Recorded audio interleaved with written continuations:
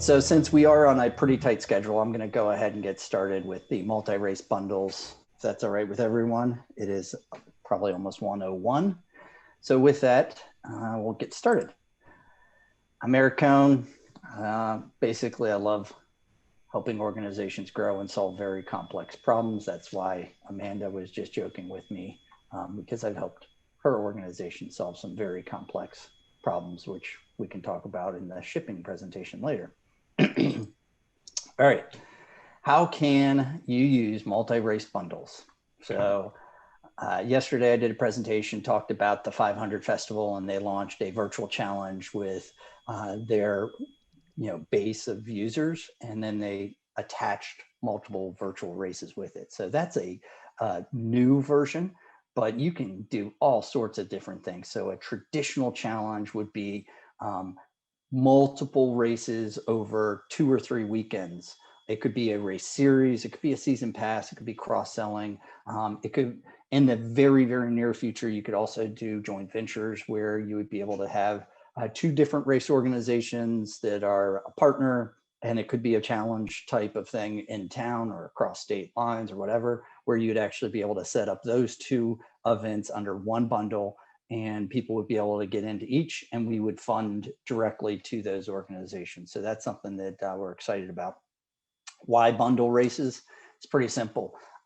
Tons better data management. So what happens when someone is signing up for a bundle of, let's say, 2 races, they get 2 entries into the database, one for event 1 and one for event 2. That allows you to assign bib numbers that are completely separate, manage those participant records or registration records completely separate. And it doesn't matter if they're virtual or in person, it's still creating 2 entries for that one participant's transaction. So they have 1 transaction, 2 race entries or 2 event entries. If it's 2, it could be as many as you want. As I already mentioned, joint ventures, definitely going to be something. I've already seen that happening. That is going to unfold even more here in the next probably 3 to 6 months as we're able to do those direct payments. So once we start doing direct payments, you can knock on anyone's door, whether it's a nonprofit down the road or someone across the state. Let's say you're in Wisconsin and you want to do a challenge against someone in Michigan. You could do a cross-state challenge. Reducing marketing cost is probably the second biggest one behind data management. So data management cleans up a ton of things. Marketing cost is probably your number 2. So you got to think you're spending, let's say, $5 to $10 to get someone's eyeballs and sign up for a race. You might want to upsell all of your races or another popular race that a lot of people already are interested in. Therefore, they're already got their credit card out and they're ready to spend. That's the time, right then and there. Boom, give them that option. So why run sign up bundles? So in the past, prior to this offering that we had, you'd have to have a bundle race and then take all those participants and move the data. Not anymore. So that's one big one. Accounting is a ton easier now. You can actually track the flow of funds. Participants only answer 1 t-shirt question and can edit it any time, as an example. Bib and corral assignments can be completely automated across all. Let's say you had 10 of them. All of a sudden they get 10 bib numbers and corrals assigned and so forth. So those type of things are completely handled well. It's obviously a new ways to market to some of your older offerings or other races that may not get the eyeballs. So let's say you do a series and you have one of them that is sort of falling behind. Now all of a sudden you can pop it back up to the top because it's a part of a series of events or a bundle. And then lastly, new partnership opportunities can be formed. So multi-race bundles, this is an example of Corrigan Sports, which is based in Baltimore. So they have a whole bunch of events in the Baltimore area. This is an old screenshot, but it still works the same way. The idea is that they have their Baltimore Running Festival, which is included in the marathon weekend of events. So it's marathon, half marathon, some other events as well. And then they have Delaware, Frederick, and the Baltimore 10 miler. So anyone that signs up for those 4 race weekends can then select from the events here, here, and here, and are required to do the 10 miler as an example. So that's their King Crab Challenge. They have others that they've launched this just gives you a great example of how it works. And from that, you are going to be using the multi-race bundle setup basics. So that is going to be name that bundle. So in their case, it was a king crab bundle, or a big freaking deal king crab bundle. And then you have this option that I love, primary race only. So let's say that you're like, all right, we're going to promote it only on my virtual challenge, and all these virtual races, they can't opt into the bundle. So that would be, you'd set up the challenge, the actual bundle on that virtual challenge.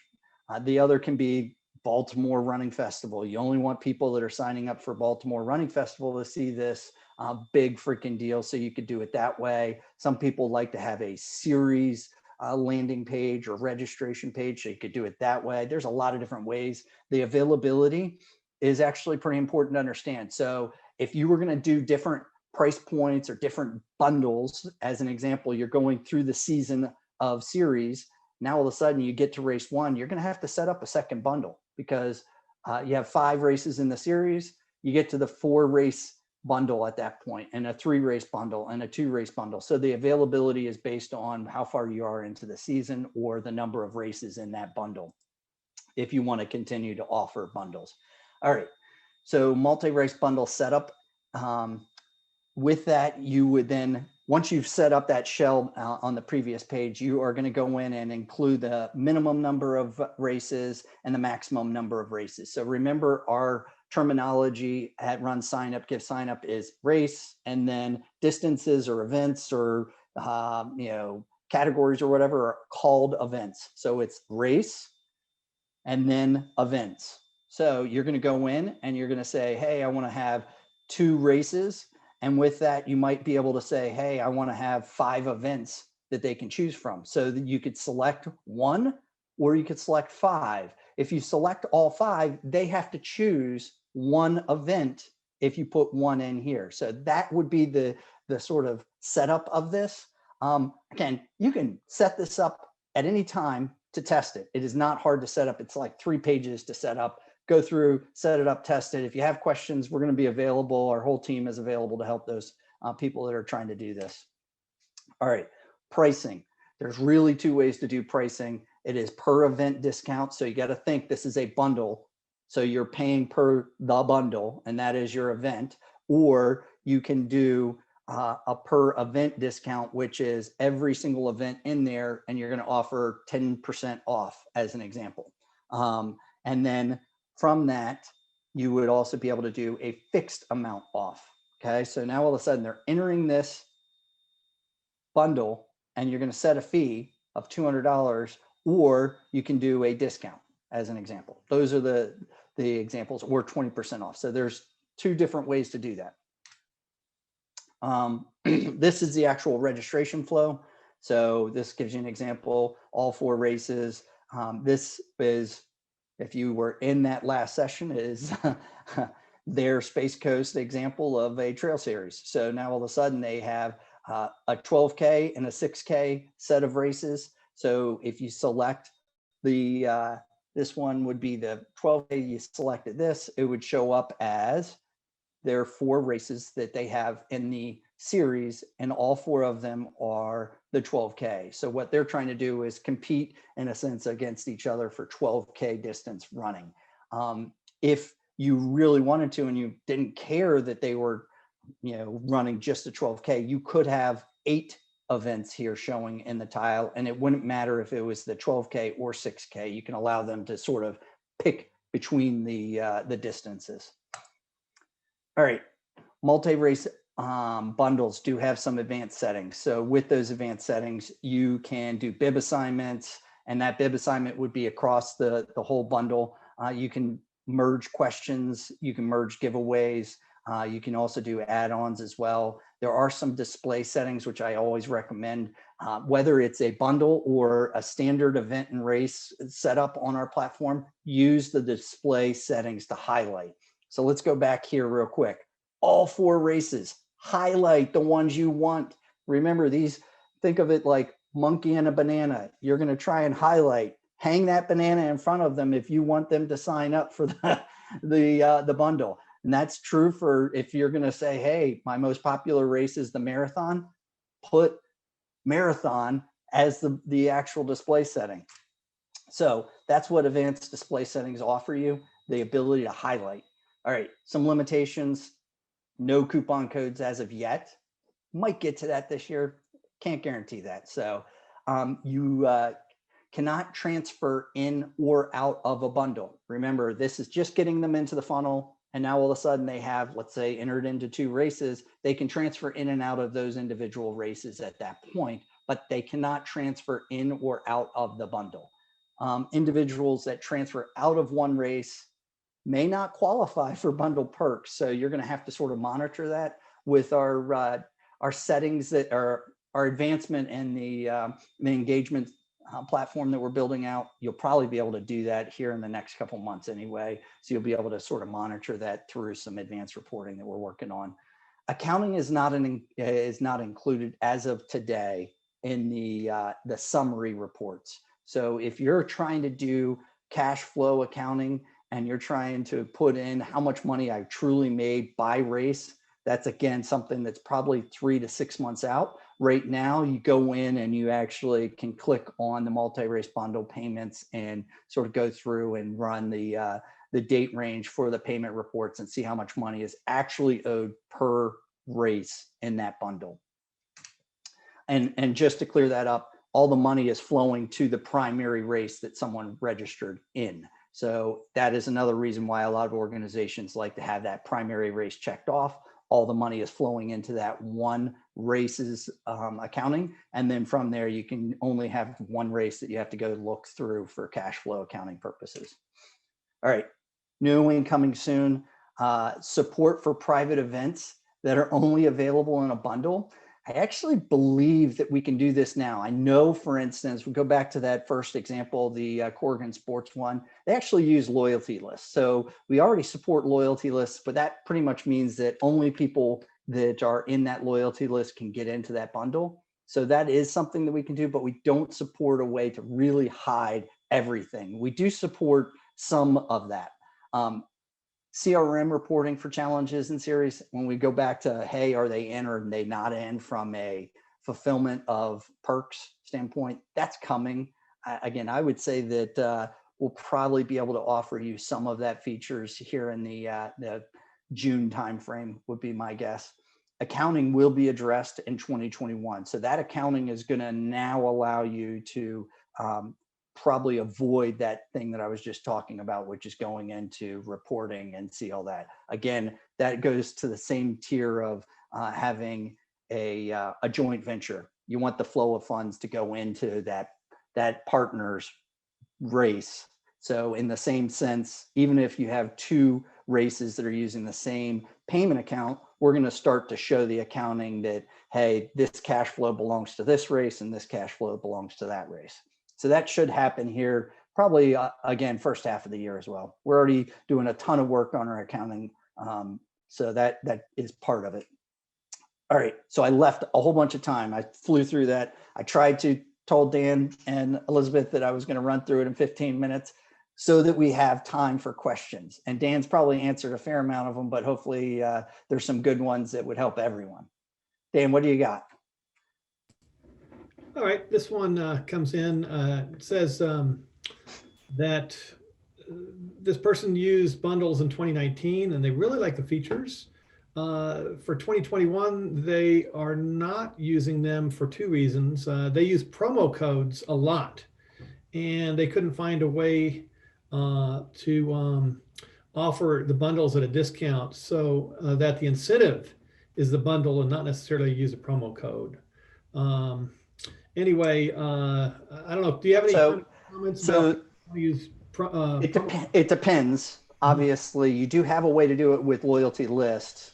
So you could create a loyalty list that is for those people, and then they're in a special event that is a discounted event, and only those people can get into it. It does get a little hairy or hard to implement, and it can look a little odd because now all of a sudden people are seeing multiple, and that is one of the items that hopefully we do get to address in 21, which is either a reserved entry capability or a coupon code capability. one of those might actually happen in the second half of this year. It has been something that we've had multiple questions about for the last year and a half. And someone else commented that they had some different races in the bundle handle processing fees at different ways. And I guess they realized that it's helpful, or needs to have the processing fees handled the same way. And by that I mean, are they absorbing the fee or are they passing that along? Do you have any comments on that? I'm pretty sure that that is handled by the primary race. So whatever the setting is on the primary race that the participant is registering through is going to be the processing fee setting for that bundle. So if you have a higher processing fee on race A, I believe that is going to be applied across all of them in the bundle. Okay. Yeah, good. But we might have to check that, and we can put that in the notes, follow-up notes on this. Good. Let's see, someone else here just asked a question. I guess each race I guess is a question really. Each race starts with its own registration page, and then we have to link them. That's a question. All right, so each race starts with its own registration, yes. So you're going to set up, let's just do race 1 in a series through race 5 in a series. So you're going to have each of those where people are going to want to sign up for each of those race weekends. And you're going to want them managed separately anyway from the very get-go, which is like, hey, I can promote the June 1st race weekend, the July 1st race weekend, the August and September, let's say. Now all of a sudden you're promoting each one of those individually, and you want to bundle those together. So you're going to have all of those registration flows already set up on RunSignup, and then you're going to create a bundle that you would create most likely. I tend to recommend on the 4th one. So now all of a sudden you always know where my bundles are. It's on the 4th race. And with that, you would then have 3 sets of bundles. You would have bundle 1, which is all 4, bundle 2, which is the last 3, and bundle 3, which is the last 2 in the series. And that way, anyone that signed up for race 1 and 2 individually and decided at the end, hey, I want to do all 4, they can now sign up for all 4 by just using the bundle of the last 2 races. That gives you a rough idea. So yes, you do have individual races for each of those race weekends. You can set up, even if it is one weekend and you want to use bundles, you can set up your marathon and half marathon as 2 totally separate race registration flows, if you will, and then bundle those. I don't recommend it because we already have a lot of cool features to better support that. So we have a race series and have partner races that we don't own. Yes, you can still bundle those. Anytime you have race director access, you can bundle those races. What I would recommend is, again, the accounting right now is not perfect. So if you don't own those races, hopefully all the flow of funds goes into the same payment account, and then you're paying the race organization their funds. Otherwise, what could happen is the flow of funds could become a little bit of an issue. You might want to have a joint LLC that everyone has ownership in, or joint banking accounts, so that you can all see where the flow of funds is coming from for those multi-race bundles. And then what you would do is set up sort of a primary race that is that bundle. So every bit of the flow of funds goes into it and everyone can see where the flow of funds is. Otherwise, it gets a little bit hard. That joint venture feature is coming. I've been told by Bob and Kevin that it likely will happen in Q2. Hopefully by that time, you would then be able to launch them, and the flow of funds would be based on the payment account for each individual race and not the payment account for the bundle. All right, Pat, all events get access to complete database? Yes. So when you think about it, someone signs up for that race, and now all of a sudden they, or that bundle, their data is now put in all of the races that they signed up for, not just the bundle. That's the primary race, but there could be 5 others. That duplication of data happens 5 times as soon as they sign up. All right, trying to answer real quick. The addition of multi-race bundles is great. Really appreciate y'all's work. Before we had, yep, very confusing and a real pain in the butt. And that was the data management issue. Each event has its own database and the bundle registrants are inserted automatically. Yep. When you have 4 event series and you want 4 event bundle, a 3 event bundle, what event do you recommend to create those in? The last one is my recommendation. Why? Because you always know the last race in your series is going to have all the bundles because it is the last one. So you just go into the last one and you're like, all right, bundle 1 is the 4 events. Bundle 2 is the 3 events. Bundle 3 is the 2 events remaining. That's the way I'd recommend it. So we're at 21 after. I don't want to go over anymore because there's literally 9 minutes before the next person needs this Zoom call. Thank you everyone for coming. Hopefully I got most of your questions answered. If not, Eric at RunSignup.com. Dan, is available. Our AMs that you guys probably already know, they can answer the questions as well. So good luck with the bundles. Highly recommend it. Easy way to add to the marketing of all of your events with very low cost. So good luck. Hope you guys enjoy the rest of the symposium. Thank you for your time.